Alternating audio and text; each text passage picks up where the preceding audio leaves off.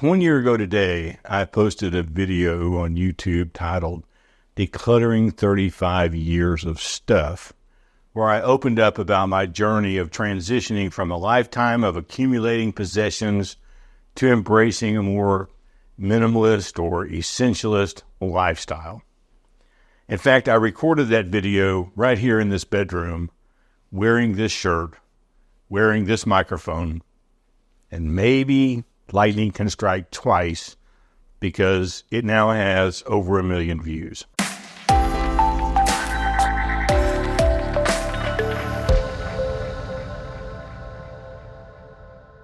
Reflecting on the past decades, I realized that for most of my life, or at least the last 30 years of my life, I had been spending money on things I didn't really need. Much of it I didn't even want, if I were to be honest. But buying stuff was what was expected. After all, it's why we work. We work to make more money, and we make more money to buy more stuff, and we buy more stuff so that we need a bigger house, and the list goes on and on. This realization hit me, I guess, pretty hard after retiring. And I decided it was time to confront the overwhelming amount of stuff that filled my life. Back in my 20s, when I started my family in Arkansas, my life followed a familiar American narrative, moving into bigger homes, acquiring more furniture, and filling every single space with material goods like pictures or plants or decorative bowls and plates and a humongous stereo system at the time, and then getting a larger television to balance that out, and more and more and more. This pattern persisted through 2 marriages, raising 3 girls, and several home relocations.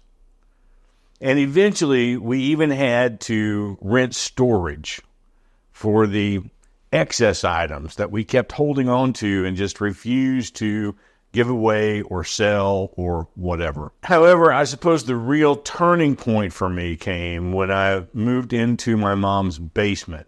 Now, this is a spacious area. It's 1,100 to 1,200 square feet. And initially, I felt compelled, because this is the way I had lived my life, to furnish the whole place completely, just as I had always done. And with the oversized furniture that I had at the time, I couldn't even get all of the living room furniture into this tiny living space. And in the end, I had one giant love seat that wound up being relegated to the closet here behind my bedroom. It was just too much stuff. The realization that I didn't need all the possessions I have accumulated over the years, I guess it sparked a profound shift in my mindset.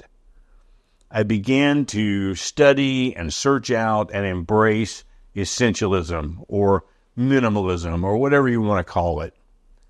It's a philosophy that doesn't necessarily strive for the bare minimum of everything, but it focuses on what is truly essential and meaningful that brings joy to your life. My journey began with decluttering my kitchen. I purged utensils, spices, all kinds of other items that I hadn't used in years. And it left my cabinets actually refreshingly empty. And even now, 1 year later, I realize I still have things in there that I don't need. I don't want them. I don't use them. And I am going through that decluttering process all over again. And I didn't stop there. I moved through every room, every closet, removing items that no longer served a purpose for me. This wasn't about eliminating everything. It was about curating my living space with things that held more sentimental value to me, like photographs of my family, rather than just meaningless trinkets strewn throughout the house. And it was about creating space, a space for me to live, a space where I could breathe, a space to let go of everything else in the world and just be. When I tackled my bedroom, I was shocked by the sheer volume of unused possessions I was holding on to.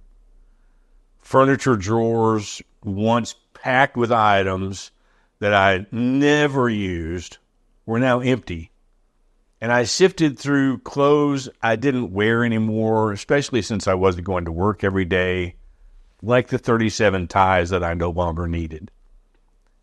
And after paring down my closet to just the essentials, I found I had plenty of space left. I mean, look at this thing. It's huge. The transformation led me to rethink my bedroom's purpose. And with the dresser and the wardrobe no longer needed for storage items, I decided to relocate them to the storage area behind my bedroom, making room for new, more meaningful uses of the space. I left my viewers in suspense a year ago, promising to reveal my plans for the room's transformation in the future, which took me a long time. And along the way, I got plenty of comments. If you're just moving the furniture to a storage room, what is the point? How can you call yourself a minimalist with all of these pillows still on the bed? And while I've dealt with those things in later videos, even today, after over 1 million views, 1 year later, first-time viewers of that video who are new to my channel are still asking the same questions. And if you've never seen that video, I'll put a link to it at the end of this one, so they serve as kind of bookends for one another. Now, it's been a year since that video went up, capturing the attention of over 1 million people, and I never expected such a response.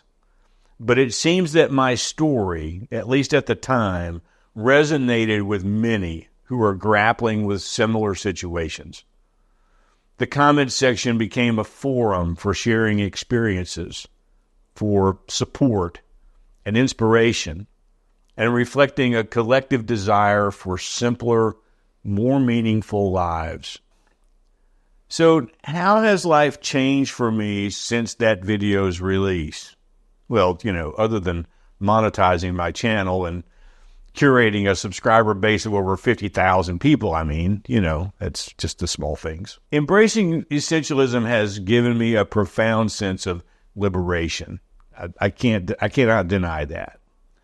The physical act of decluttering mirrored a mental and emotional decluttering, leading to a clearer, more focused life.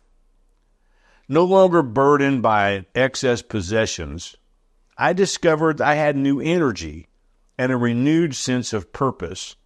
Now, this is my story, and it may not prove to be the same for you.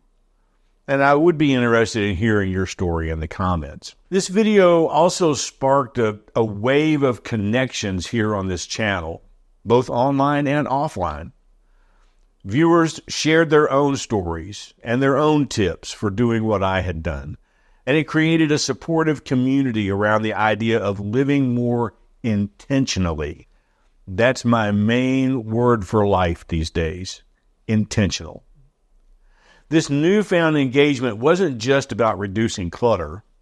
It was about building relationships and finding shared meaning in life together. With the constraints of a cluttered space lifted, my creativity began to flourish. And the repurposing of my bedroom became a sort of a metaphor for repurposing my life in my retirement. This once overwhelming room transformed into a place of inspiration, and it served as a space for personal reflection, or even a YouTube studio like I'm using it today. This video's viral success didn't just affect me. It ignited a broader movement. Viewers across different demographics began to question their own consumption habits and consider the benefits of essentialism. The concept of curating a life filled with purpose and meaning resonated far beyond the confines of my mother's basement. Now, essentialism isn't a destination. I've talked about this many times. It is a journey. Over the past year, my approach has continued to evolve. I remain committed to reassessing and refining the living space that I'm in.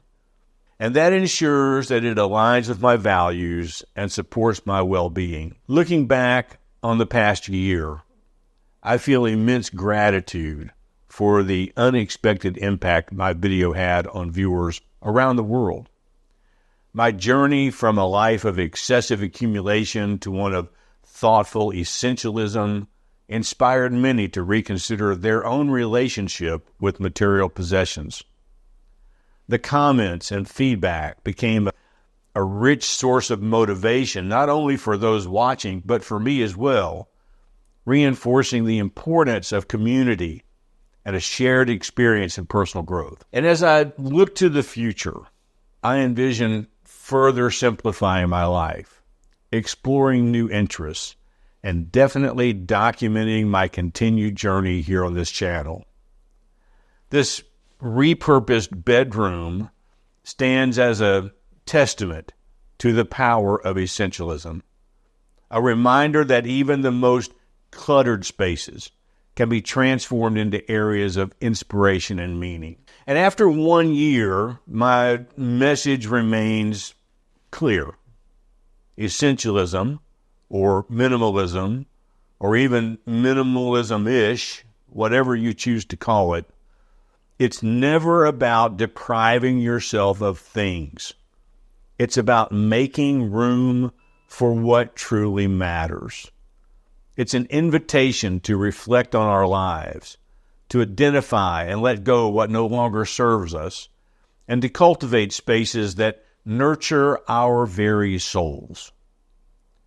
Now, whether through a dramatic overhaul or a small incremental change, for me at least, the journey to essentialism is a path toward a richer, more intentional life.